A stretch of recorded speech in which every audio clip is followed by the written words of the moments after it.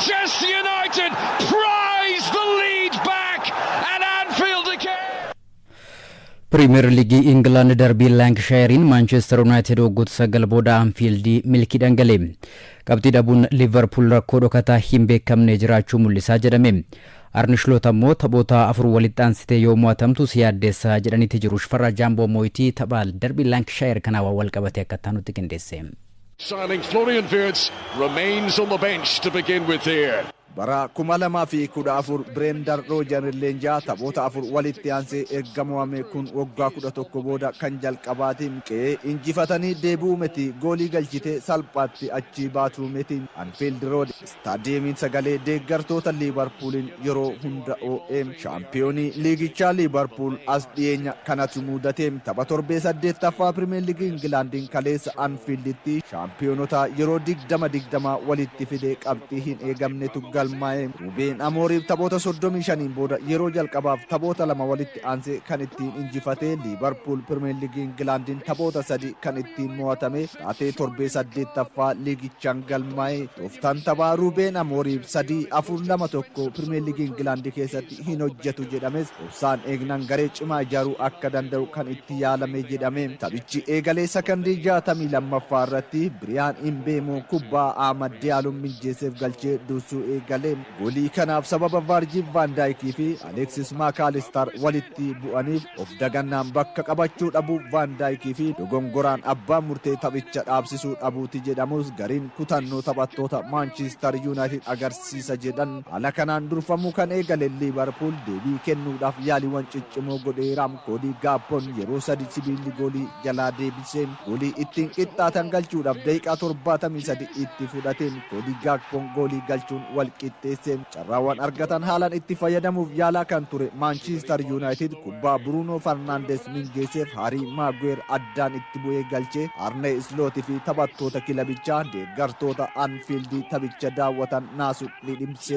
United prize the lead back at Anfield again. Injifannoon kun Ruben Amorim erga Manchester United leenjisuu eegalee ji'oota 11 booda yookaan immoo taphoota 35 booda yeroo jalqabaaf walitti aansee injifannoo galmeesse ta'e erga bara 2016 as ammoo injifannoo Liverpool irratti argataniin Liverpool ammoo Champions League Awurooppaatiin roobii dhufu yoo mo'ame seenaa bara 1953 irra deebi'aaf sodaatameera jirra taphattoota paawundii miliyoona 400 fi miliyoona 50 ol kan baase zarees Liverpool ala kanaan imalaan yaaddoo guddaa keessa seenuu danda'a jedhameera akka gabaasa Sky Sport fi BBC Sport baasaniin amma rakkoo guddaan Liverpool keessatti hin beekamnetu jira jedhan tapha kaleessa mo'atamaniin booda Liverpool qindoomina dhabeera taphattoonni kanaan dura injifannoo kilabichaaf gumaachan ga'umsi isaanii laafeera Muhammad Salah carraa argate fayyadamuus ta'e akka kanaan dura dhiibbaa uumuu hin dandeenye Florian Wirtz teessoo jijjiirratirra taa'uuf dirqameera Alexander Isak Anfield itti baruu hin dandeenye deeggartoota nuuqeeqamuu eegaleera sararri ittisa qarqaraan lamaan Liverpool garee faalladhaaf salphaatti tapha deebisanii hubuutiin saaxilameera bara kana goolii baay'ee Liverpool ala kanaan itti galee kilaboota liigichaa keessaa kubbaa deebisanii hubuun hanga Liverpool kan itti yaalame hin jiru Liverpool bara darbe taphoota 8 goolii 3 qofa yoo keessummeessu bara kana gooliin 11 itti galeera kubbaa dhaabbiin goolii 5 bara kana yoo itti galu bara darbe yeroo kana goolii tokkollee hin keessummeessine taphoota 5 bara dorgommii 2025-24 gooliin osoo itti hin galin yoo ba'u bara kana taphoota 2 qofaan osoo goolii hin keessummeessin ba'e bara darbe harka 88.5 kan ture bara kana harka 57.7tti gadi bu'eera Arne Slot taphattoota filannoo jalqaba hanga amma adda baasuun itti cimeera Dominic Szoboszlai iddoo garagaraarra taphachiisaa jira Jeremy Frimpong fi Milos Kerkez ittisa irratti hanqina qabu jedhama Muhammad Salah kaleessa hanga jijjiiramee ba'utti ga'umsa dur ittiin beekamu hin mul'ifne taphicha booda Ruben Amorim gammachuu akkana argee hin beeku Anfielditti moo jechuun of raajeffate leenjisaan Liverpool Arne Slot ammoo taphoota afur yoo mo'amtu yaadda'uu qabda waan tokko fooyyessuu akka qabnu ilaalee jedhe taphoota injifachuu qabnus dhabne jedheera xiinxaltoonni kubbaa miilaa ammoo kun Amorim yoo jajan gariin ammoo kufaatiin Liverpooliif sababa tarreessan Jamie Carragher Liverpool kana booda Muhammad Salah wabii godhachuu hin qabu. Kana booda garee isaa Alexander Isaaqii fi Florian Wirtz irratti ijaaruu qaba jedhe. Roy Keane ammoo kun Ruben Amorim ce'umsaa miira kana taphattoonni iddoo shaakalaa taphoota itti aananiinis irra deebi'uu qabu jedhe. Tapha biraatiin Aston Villaan goolii 2-1 Tottenham injifateen. Morgan Rogers fi Bundiyaan Aston Villaadhaaf Rodrigo Bentancur ammoo Tottenhamiif goolii injifannoo galchan. Out of absolutely nothing.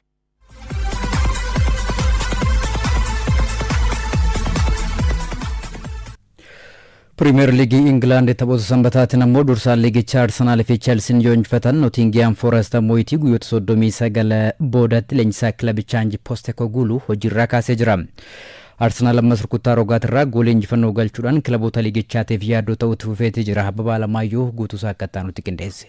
Well, they hit the front going into the internationals. Now, can they stay there? The London derby on a ground that... Sambata kilaboonni gurguddoo liigicha Arsenal, Manchester City fi Chelsea morkattoota isaanii injifataniiru. Arsenal gara Craven Cottage maluun Fulham goolii 1-0 injifachuun dursummaa sa'aatii muraasaaf Manchester City irraa fudhatee deeffate. Boqonnaa deebii Leandro Trossard daqiiqaa 56 irratti rukuttaa rogaarraa goolii galcheen Arsenal injifate. Underneath this one from Saka and it's put in. Leandro Trossard with the final touch. Arsenal bara dorgommii kana qofa rukuttaa rogaarraa goolii 7 kilaboota irratti galchuun taphoota injifachaa jira. Kun ammoo kilaboota liigichaaf yaaddoo guddaa ta'eera. Rukuttaa rogaarraa goolii 7 galche keessaa 3 Manchester United, Newcastle United fi Fulham irratti goolii injifannoo galche. Bara darbee fi bara 2023 Arsenal dirree Fulhamitti tokkoon qixa bahuun tokkoon ammoo 2-1 mo'ame. Bara darbee Arsenal dirree finala Newcastle United fi Fulham dirree ofirratti ammoo West Ham United injifachuu hin dandeenye. Bara kana garuu kilaboota kanneen sadanuu injifachuun baranas morkataa waancaa ta'uu agarsiise. Arsenal bara dorgommii kana dorgommii hundaanuu taphoota 11 morkateen 8 gooliin irratti hin galle. Hanga ammaa Premier League Englandiin goolii 3 qofatu irratti gale. Liigichaan taphoota 2 darbeen ammoo Fulham fi West Ham Unitediin yaaliin kallattii goolii eegdee tokkollee irratti yaalamne. Manchester City with O'Reilly and Sagalee dhokfatee imala gaarratti kan argamu Manchester Cityin Etihaditti goolii 2-0 Everton injifate. Goolii lachuu Erling Haalanditu Cityf galche. Haaland liigichaan qofa goolii galchee 11 gaachuun bara dorgommii kana taphoota taphate caalaa goolii hedduu galchaa jira. Waliigalaan taphoota 13 kilabaa fi biyyaaf goolii 23ffaa galchuu isaati. Manchester Cityin dorgommii hundaanuu taphoota 9 darbee hin mo'amne. Liigichaan taphoota 3 walitti aansee injifachuun qabxii 16 sadarkaa lammaffaa Liverpool irraa fudhate. Dursaa liigicha Arsenaalin ammoo qabxii 3 qofaan caalama.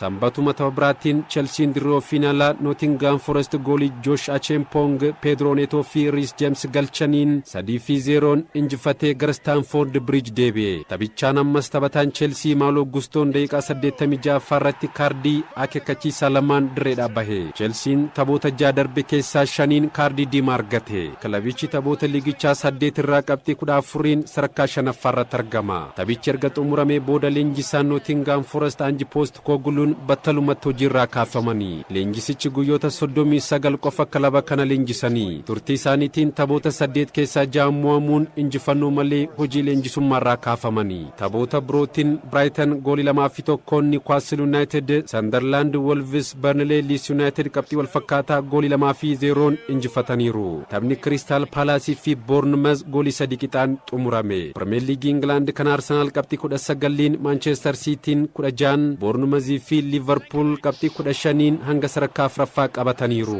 Baay'ina goolii hedduu galchuu Erling Haaland 11, Anthony Semenyoon 6, Matteettaan 5 dursaa jiru. James Neto.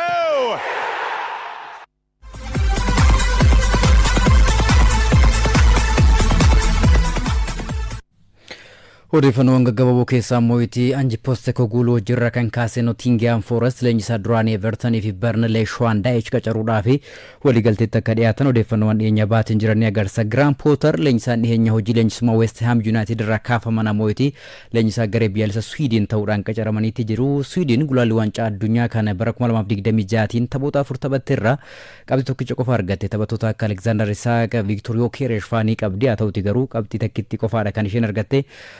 garee biyyaalessaa Sweden namooti gulaalee waancaa addunyaa dabarsanii waancaa addunyaa irratti hirmaachuun hojii manee jalqabaa Grand Potteriif kennameedha. Garuu duwwaa La Liga Spain walqabatutti gaafanca'u mootii La Liga Spain kilaboon jajjaboon liigichaa Real Madrid, Barcelona fi Atletico Madrid injifatan. Kylian Mbappe fi Ronald Araujoon kilaboonni isaanii injifannoodhaan darbii El Clasicotiif akka qophaa'an gargaaranii jiru. Abubakar Abdallaa Guutusaa qindeesseera. Kylian Mbappe is through and it's a dire. Real Madrid kaleessa gara Hetafe maluudhaan murkii taasiseen murtee liigii Spain taphni La Liga US akka taphatamu murteessee mormuudhaaf jalqaba taphichaatti taphattoonni sekondii 15 sochii osoo hin taasisin jalqabani. La Ligaan muddee dhufu taphni Villarreal fi Barcelona USA Miami Stadium Hard Rock akka taphatamuuf murteessuu isaatiin torban kana keessa taphoota liigichaatiin mormiin dhagamaati turani. Real Madrid tapha kaleessa Hetafe waliin taphateen Xavi Alonso Vinicius Junior teessoo jijjiirraa kaa'uudhaan eegalani. Taphataan sarara qarqaraa Junior boqonnaa deebii jijjiiramee erga seenee booda balleessaa lama irratti hojjetameen Hetafeen taphattoota lama Alan Neom daqiiqaa 77ffaatti, Alex Sanchez daqiiqaa 84ffaatti kaardii diimaan dhabe. Daqiiqaa 80ffaatti immoo Kylian Mbappeen goolii injifannoo Real Madridiif galcheen taphichi injifannoo Los Blancos 1-0dhaan xumurame. Mbappeen La Ligaan barana goolii 10 galchuu isaati. Biyyaa fi kilaba isaatiif taphoota 10 walitti aansee goolii galcheera. Leensaan Real Madrid Xavi Alonso taphataan sarara fuulduraa Kylian Mbappeen ga'umsa gaarii mul'isaa jiruun gammaduu isaanii ibsuudhaan nuuf gumaacha guddaa taphataa taasisaa jirudha jedhani. Stadiumii kanatti Hetafe injifachuun ni ulfaata, garuu nuti wanta hojjechuu qabnu hojjennee mo'anne jedhan Alonsoon.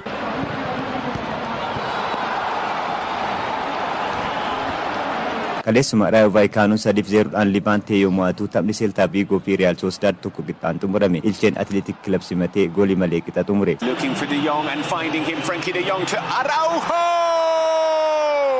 Sanbata Barcelonaan Stadiumii Olympic Luis Campanitti Girona simatee goolii daqiiqaa xumuraa irratti galcheen 2-1 mo'ate. Gareen Hansi Flick leenjii Barcelonaan taphoota lama walitti aansuudhaan erga injifatamee booda Sanbata Girona waliin murkii taasisee mo'achuu isaatiin dhiibbaa leenjisicha irra ture salphiseera. Lamine Yamal miidhama booda jalqaba irraa eegalee kan taphate yoo ta'u, Pedri Gonzalez daqiiqaa 13ffaatti goolii kilabiin Catalan ittiin dursu galche. Gooliin kun galtee daqiiqaa 7 booda Alex Witsel ofirra garagalee goolii galcheen Girona wal qixxeesse. Ta'us daqiiqaan 90 xumuramee yeroo abbaan murtee dabalan keessatti Ronald Araujo goolii injifannoo Barcelonaaf galche. Kilabichi qabxii isaa 22 gachuudhaan qabxii lamaan Real Madridiin caalamee lamaffaarra jira. Hansi Flick taphichaan booda yaada kennaniin ga'umsa gaarii keenyaan hin taphanne jedhani. Gooliin daqiiqaa xumuraa irratti galchine taphatti aanuuf ofitti amanummaa kan nutti horuudha jedhani. Kaardii akeekkachiisaa lamaan direedhaa kan hari'aman Hansi Flick Ronald Araujoon sarara fuuldurarra na taphachiisi goolii nan galcha jedhee waadaa galuun waadaa isaa gochaa waan mirkaneesseef gammadeeras jedhani. Hansi Flick kaardii diimaa argachuu isaaniitiin tapha darbii El Clasico dilbata Santiago Bernabeutti Barcelonaan Real Madrid waliin taphatuun garee isaanii hin dursani. Gareen Diego Simeone Atletico Madridis goolii Thiago Almada galcheen 1-0dhaan Osasuna injifate. Tapha birootiin Antoniin goolii 2 tapha galcheen Real Betis Villarreal waliin 2 qixxaan xumure. La Liga Spain kana Real Madrid qabxii 24 yoo dursu Barcelonaan 22 itti aana. Villarreal qabxii 17 Atletico Madrid 16 hanga sadarkaa 4ffaa qabataniiru.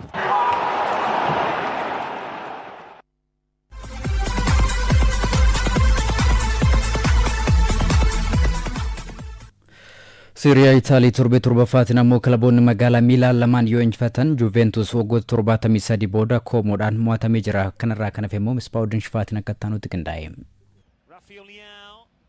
Working the space to shoot and finding the corner. Serie A Italy torbeeffaan kaleessa AC Milan Fiorentina Common Juventus injifatan. Sanbata Inter Milan Roma yoo injifatu Napoliin Torinoodhaan mo'ame. Massimiliano Allegri kan leenjii AC Milan goolii 2-1 Fiorentina mo'ate. AC Milan bara darbee hirmaannaa waltajjii Awurooppaa malee baricha xumure. Kilabichi leenjisaa haaraa Massimiliano Allegri jalatti jijjiirama akka qabu mul'isaa jira. Tapha jalqabaa barichaan Cremonese mo'amuun kan eegale AC Milan taphoota 6 walitti aansee hin mo'amne. Qabxii 16 dursummaa liigichaa fudhate. AC Milan kaleessa goolii Rafael Leao daqiiqaa 63 irratti taphaan 86 irratti ammoo penaltiin galcheen booda ka'uun goolii 2-1 Fiorentina mo'ate. AC Milan taphoota 8 darbaniin Fiorentina fi Napoli injifatee Juventus waliin qabxii qoodachuun morkataa jabaa ta'uu mirkaneessaa jira. Rafael Leao jijjiirame seenee goolii injifannoo 2 galche. Leenjisaan AC Milan Massimiliano Allegri yeroo tokko jijjiirama tooftaa barbaachisaa akka ta'e dubbataniin gareen isaanii gaarii akka ture siman. This is Da Cunha. Lovely back heel, Nico Paz. That's a dangerous ball. Como lead. Kaleessuma Juventus dirree finaalatti kilaba Cesc Fabregas leenjii Komoodhaan goolii 2-0 mo'ame. Igor Tudorin kan leenjii Juventus taphoota sadan jalqabaa injifatee ture. Taphoota afran darbaniif garuu injifannoo hin qabu. Kaleessa Koomoon goolii Mark Oliver Kampaaf daqiiqaa arfaffaa irratti akkasumas Nico Paz daqiiqaa 79ffaa irratti goolii galchaniin 2-0 Juventus injifatan. Sadarkaas irraa fudhatanii jiru. Juventus waggoota 73 booda yeroo jalqabaatiif Koomoof harka laate.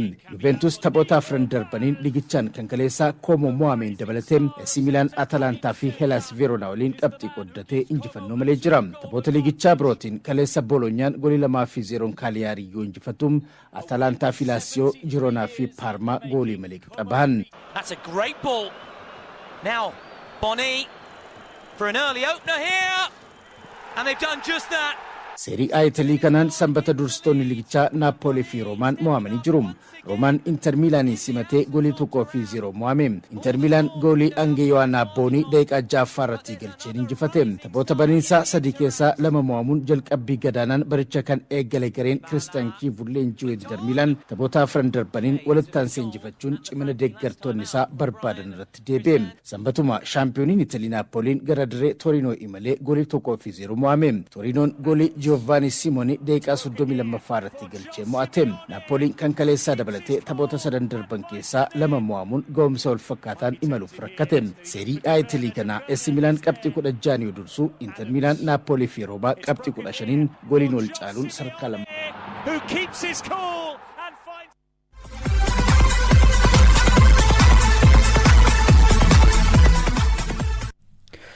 Bundesliga Germany torbe torbaffaadhaan darbiin Der Klassiker injifannoo Bayern Munichiin goolabame. Allianz Arenatti Borussia Dortmund kan simate Champions League Bayern Munich goolii 2-1 injifate. Harry Kane fi Michael Olise gooliiwwan lamaan Bayern Munichiif galchan, Juan Bernat ammoo goolii mo'atamurraa Borussia Dortmund hin oolchine galche. Bara kana Bundesliga Germany goolii 12ffaa kan galche lammiin England Harry Kane Bayern Munichiif taphoota 107 hanga onaatti taphateen gooliiwwan 104 galchuu, waliigalaan kilaboota taphate hundaaf gooliiwwan 400 galchuu isaati. Garee biyyaalessa England ammoo taphateen gooliiwwan 76 galchuudhaan dursaa jira.